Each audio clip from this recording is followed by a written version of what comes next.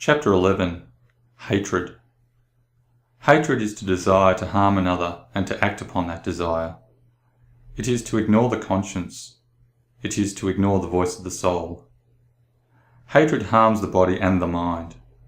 It denies the body rest. It tightens the stomach and grinds the teeth. It drains the body's energy to feed itself and wastes the body's vitality until the body withers and grows decrepit. The mind dominated by hate is enslaved. It is chained to its hatred and compelled to focus upon the object of its hate, to always taste it, smell it, hear it, and see it. Hatred perverts the mind's perception.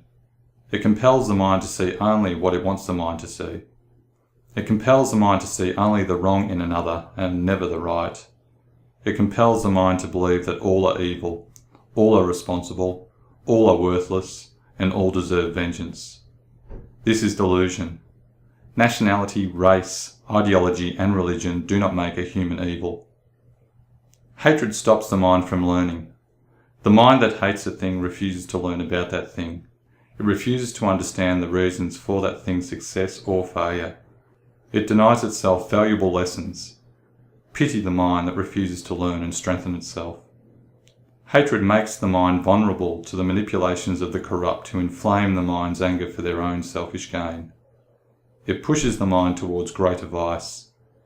It draws the mind away from the soul and makes the mind subject to the body.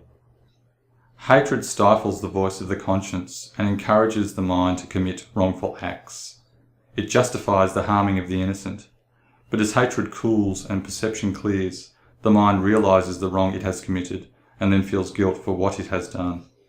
It feels a guilt that gnaws at its dignity, eats away at its purpose, and pulls it from the straight path.